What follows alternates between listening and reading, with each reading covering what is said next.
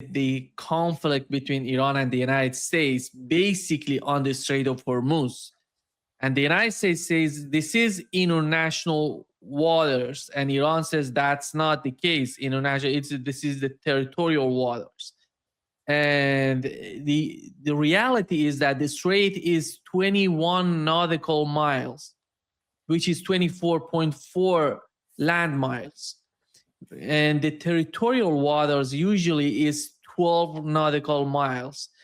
Then it seems that 12 plus 12 is going to be, the territorial waters of Oman and Iran would overlap.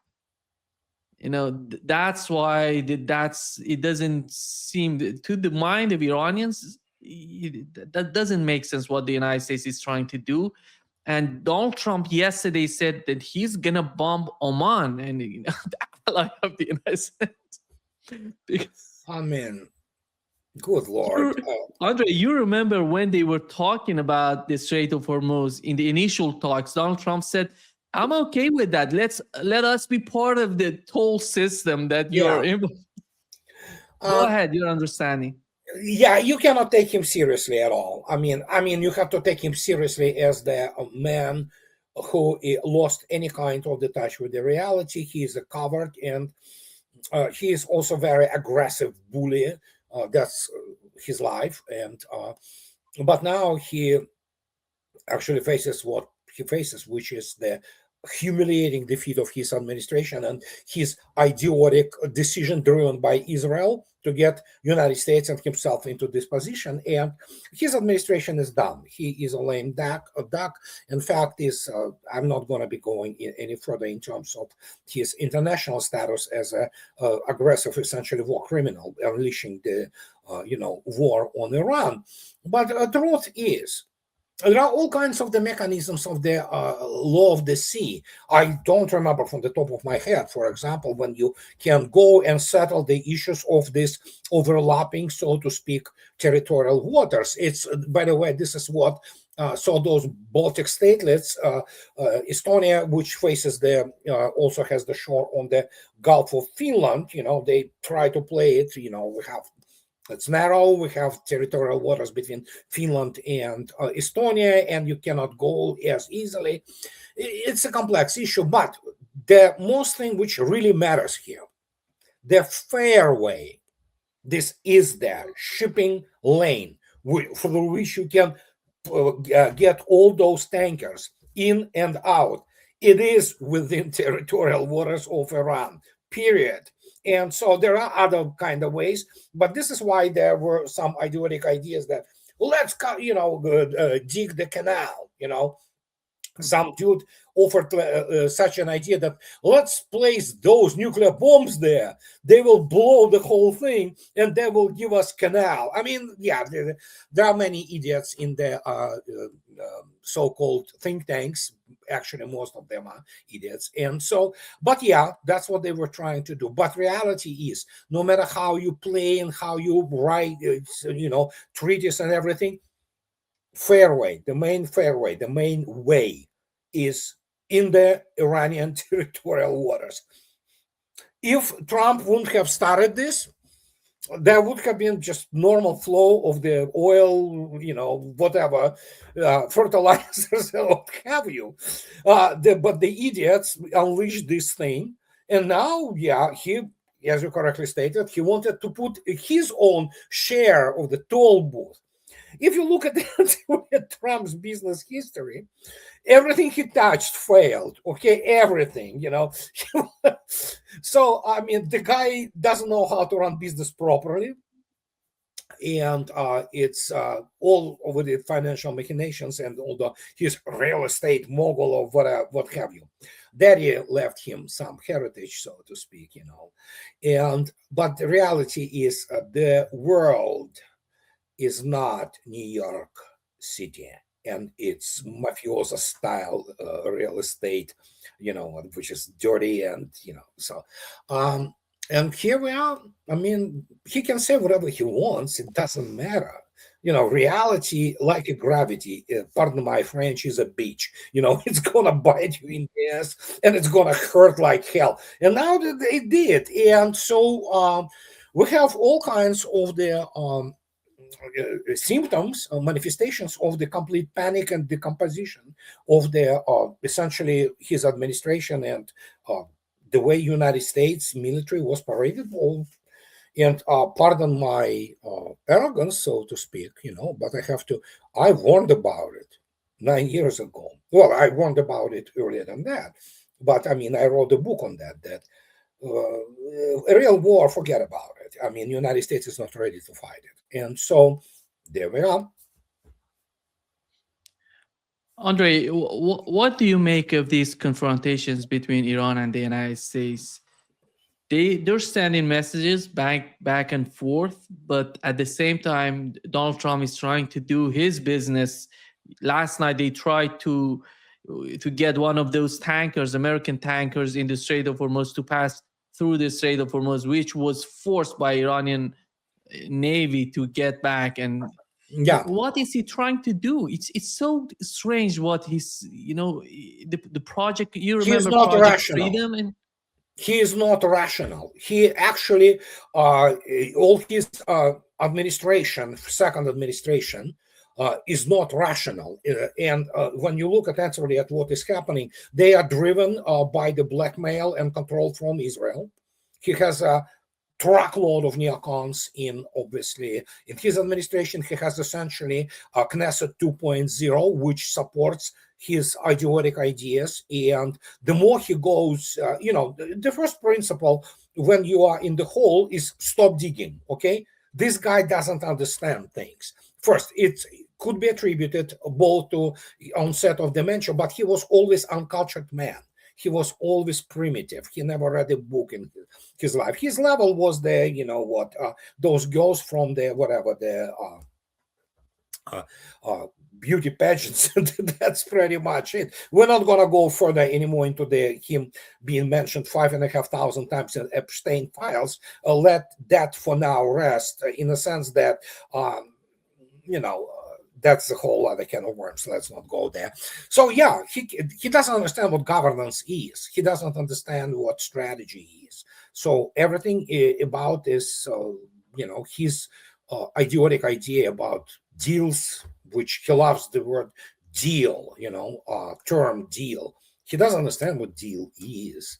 And you cannot talk to the enemy, which is Iran, who defeated you militarily. And when you have the only thing he can do is to use nuclear weapon, but then it's going to end up for the United States extremely badly. And so that's what we have. And whatever he says, as I already stated, you cannot go out into the psychiatric ward, into the asylum, and start interpreting the delirium of people, of patients inside there, unless, of course, you are a doctor and psychiatrist who kind of can define what is happening, and you prescribe proper medicine, whatever you prescribe, those psychotrope serious pills, let's put it this way. And in this case, commenting on this delirium, commenting on this convulsions, because he changes his views basically not on daily, on hourly basis. He says one thing, then he contradicts himself after that. This is what we have on our hands. And so Iran knows that. And so, yeah, what can I say? Iran already established the red lines and the essentially criteria or basis on which any kind of agreement could be concluded with the United States. But I think Iranian government finally matured enough to understand you cannot make deals with the United States. And so they play this long game, and we'll see where it goes. But again, militarily, United States doesn't have solution to that. Yeah. Here is, Andrei, what Pete Hegseth reported yesterday. Oh, good Lord. And so whether it's their Navy that's at the bottom of the Persian Gulf, their Air Force, their air defenses, or their defense industrial base, they may have missiles, but they can't build more right now. And they can't build more drones right now. And they can't build more ships. And so they came and cried uncle to talk, which Steve and Jared and the vice president and others are doing so ably. And during that time, we put in a world-class blockade. Yeah, I want to remind each and everybody who's listening us, who's watching and listening to us, that this is the head of Pentagon. He This is is, the guy. he is a journal who went through this military fraud of ROTC. That means he doesn't have real cadre officer education. He was thrown into Afghanistan for whatever the hell reason there. I mean, yeah, Afghanistan, oh my God, real serious war. The guy is utterly technologically incompetent. In terms of operation strategy, he wouldn't understand the first thing about it. You need to have a very serious, fundamental, usually military academy level education. And even that is not guaranteed. And he's a complete idiot. He is fanatic. He is Christian Zionist. He's Zionist. He's not Christian. He's Zionist. And so he doesn't understand what he's talking about. And you know what? It's really pathetic that he won't understand the basic things about combat control, about how to design operations, what are the technological requirements, including on the tactical level. You cannot explain to him what U.S. Navy is. Surface fleet, submarine fleet of the United States is world class. It is basically a collection of the obsolete ships which are designed to intimidate and attack people. I don't know, Papua New Guinea. Nothing wrong against this fine country, and I'm just saying, third world, really third world, you go in and, like Iraqis or something like that. And even there, it's the question. So for some reason, he thinks that he is incompetent. Okay, simple as that. He literally is not real military leader. He doesn't understand what is required on the strategic operational level because he never was taught of that. And even if he would have been taught, even if he would have gone out there and defended his master's degree thesis or specialist thesis on the issue of the organization of the combat control of some specific theater of operations with whatever the heterogeneous forces he would have there, how you conduct this combat control, what are the means of the communications and things like that. No, his level is the level of the average journo who understand all those fairy tales, essentially primitive views on warfare. He have been in Afghanistan, irrelevant to the modern warfare, irrelevant. It's the high intensity police operation, big deal. They died and all that, but what happened even after that,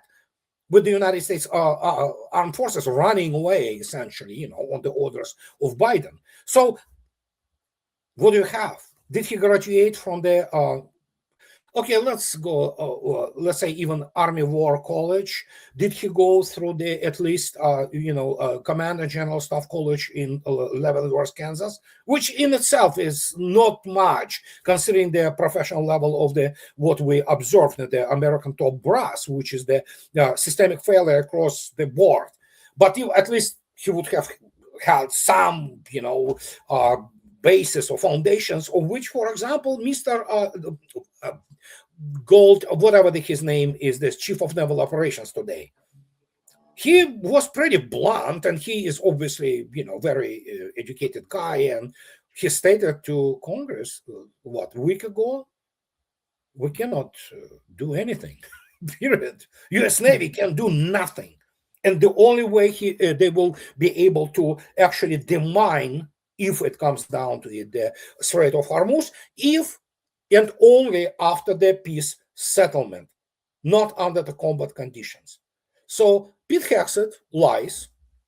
But then again, if you look attentively at the Trump administration and his immediate circle, they are all Zionists. They are all operate on the foundation of their perverted system of beliefs, and they are not responsible people, really. Simple as that. Mm-hmm. The chief of naval staff is Daryl Cuddle. Yeah, Daryl Cuddle. Yep, chief of naval operations. Chief of naval operations. These are the extremely important people who actually define the outlook and operations of the Navy. With, of course, the actual combat operations being conducted through the commands. So and that his admission was, I mean, the guys in Congress who the whatever committee he was talking about, they were like, yeah, you can do nothing. Learn about it. This is the new reality. It's not new. It's really old. It's just that the United States was hiding behind the backs of its proxies so well. Not really well, still losing wars, but at least now that's, it was one mano a mano. And guess what? Oh, there we go. So, and you have the guy who does understand the issues. American sailors, U.S. Navy is one of those last vestiges of the military competence which remains in United States. The rest of it is pretty much Hollywood. Andrei, look at the Pentagon today, and I would say let's compare it to one of the worst presidents of the United States, Joe Biden. And we remember during those days, Starmer went to Washington, wanted to send long-range missiles to Ukraine, and Pentagon said, no, that's not going to happen. Who are the decision makers in Pentagon? Is it Pete Hegseth? Because I don't see this guy that much capable of deciding about these important issues. I don't know is it Donald Trump? Is it something? Because look at the administration so far. Look at what it was when they started, and look at what it is today. Joe Kent is out. We have Tulsi Gabbard is out. Many people who were somehow some sort of voice of sanity in the Trump administration, they're out. They're not there anymore. And Donald Trump himself, for example, you remember during Joe Biden, we had Anthony Blinken, Jake Sullivan, Victoria Nuland. These people were responsible for those disastrous policies. Who's in charge today? Israel. Pentagon is infested with the Zionists, as most of the American power institutions. The governance of the United States is conducted by essentially through the prism of the Israel interests. And considering the extremely low professional level of Israel in terms of the military and warfare, so it's from one disaster to another, and they still cannot grasp. Well, I mean, they write now that Trump is upset with Netanyahu. Well, I'm sorry, dude. You are not kindergarten child. You are in the position of the president of the United States. What did you get? You get your. Again, he doesn't have the governance skills. He doesn't understand what has to happen because he's incompetent. Trump is incompetent, apart from now getting incompetent in terms of the onset of dementia and all kinds of the confabulations which come with all kinds of the mental disorders. But if you take a look again at his administration, look at this. I mean, who conducts so-called diplomacy? Sam Kushner, who is probably Mossad asset anyway, who, his daughter converted to Judaism. And Witkov, another, New York Jew real estate dude, So where's the state? Where are American diplomats?